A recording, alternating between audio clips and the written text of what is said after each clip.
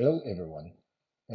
It's a great honor and also pleasure for me to join you today. I'd like to much appreciate Dr. Antonio Metastasio and Professor Honor Corazza for organizing this precious moment in Terni. My name is Hironobu Fujiwara from Kyoto University, Japan. Today's topic is regarding the possible mental health benefits of kendo, one of the budos, some sort of Japanese martial arts, from the perspective of mind-body unity by habitual practice and neuroscience.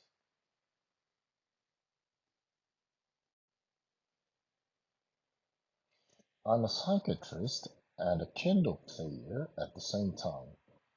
In recent years, I'm very keen on the relationship between daily life habits and the mental health and their optimized level, focusing on research topic of heavy behavioral, non-substance related addictive problems.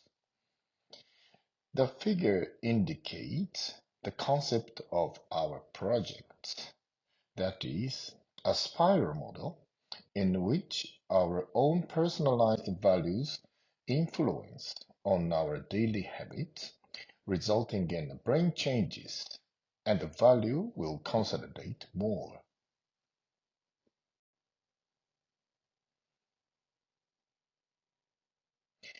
Of course, it is not always the case, but sometimes psychopathological distresses seem to be found in the life history of established persons, so some sort of celebrities, including scientists and creators.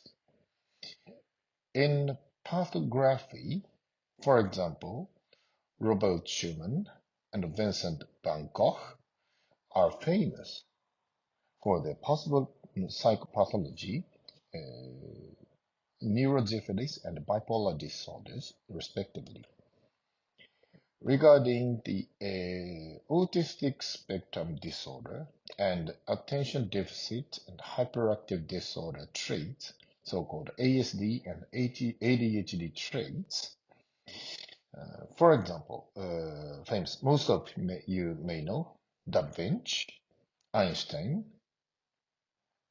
have several unique episodes in their life. In the sports field, a Japanese baseball player, Ichiro Suzuki, is very famous for his preference for paternalistic lifestyle. For example, exactly the same simple curry and rice every day for lunch, and tapping his left leg every time before entering his box seat, and so on.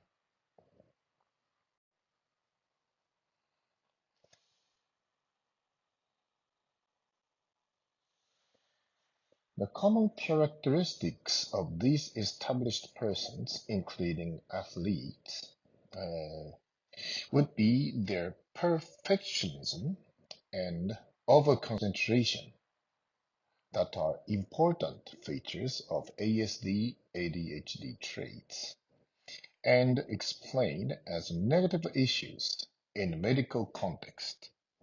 However, these traits sometimes resulting in goodness in achieving great works depending on their degree.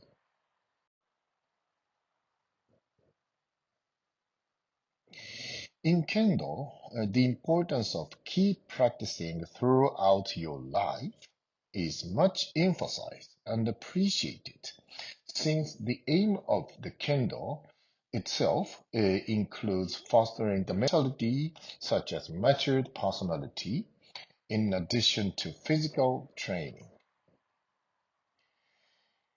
In relation to keep practicing, 百年 jitoku, a Japanese term, is also very famous, meaning repetitive and continuous habitual training is necessary to get higher skill and foster your personality.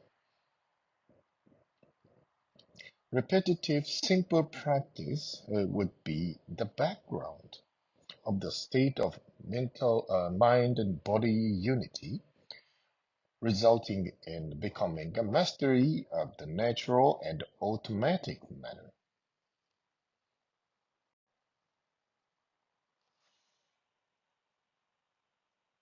I hereby would like to introduce one of my works regarding the habitual candle downgrade master's brain, focusing on the interest in their motivation.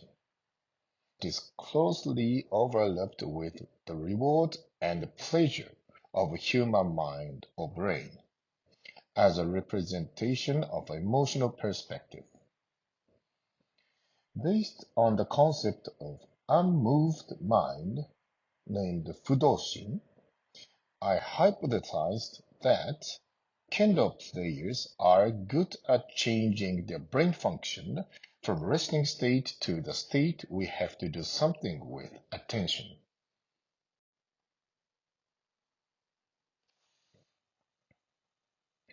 We investigated the motivation network connectivity. It is some sort of activity of the brain using functional MRI during both resting state and during a tension-related audible paradigm in kendo players. As a result, uh, we found lower motivation network functional connectivities during resting state and higher functional connectivities during task phase in kendo players, suggesting the resting versus attentionally driven contrast in the kendo players' motivation network. That would be possibly interpreted as a consequence of empty and unfettered mind, mushin or fudoshin, by habitual training.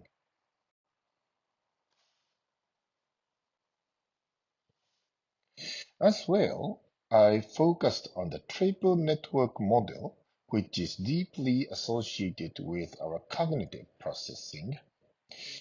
In brief, SN, Salience network, plays a role in switching the network named DMN default mode network at resting to central executive network during engaging in during doing something uh, that is cognitive processing. We also hypothesized that uh, the sharpened switching from DMN to CEN by SN in Kendo players.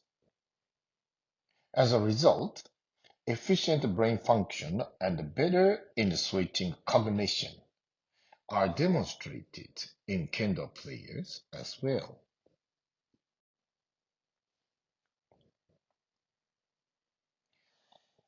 Concerning our two MRI studies, Kendo masters seem to be at the state of readiness to carry out the task, approaching to a higher stage in achieving a moved and unfettered mind through Hyakuren Jitoku habitual practice, resulting in the mind-body unity. However, it cannot always said that the tougher the practice, the better, considering negative consequences by overtraining. Actually, it is one of our work, and also it is as a part of precious collaboration with Professor Karatza. Mm.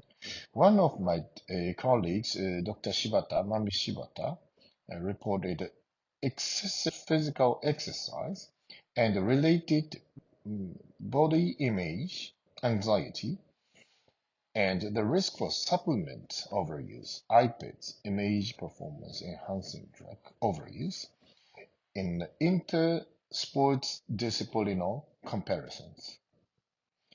In this figure, Budo is relatively intact in these risks, presumably because of a relative high self-compassion. This point would be of their interest in terms of having an idea in reducing exercise addiction and related risks.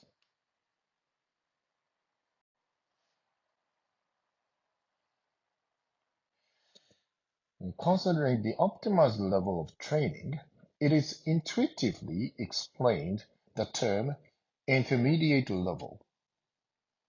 Nonetheless, the concept doesn't always mean just the middle or intermediate, containing a sense of ethical excellence, such as courage between two negative phrases in Aristotle's Nicomachean Ethics, as an intermediate term with a kind of virtue.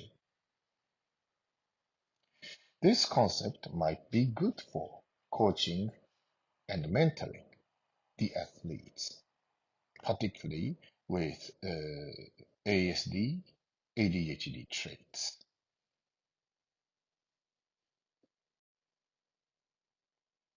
The main message is the emphasis on Hyakuren Jitoku and the possible benefits of ASD-ADHD traits for it, resulting in fostering both mentality and physical performances.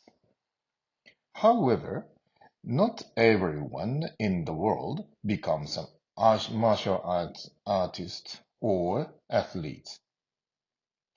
Hyakuren Jitoku should be present in the field that suits each individual. The optimized level of effort, and sometimes toughly to some extent, would be appreciated in educational and therapeutic strategies in mental health. Thank you very much for your attention.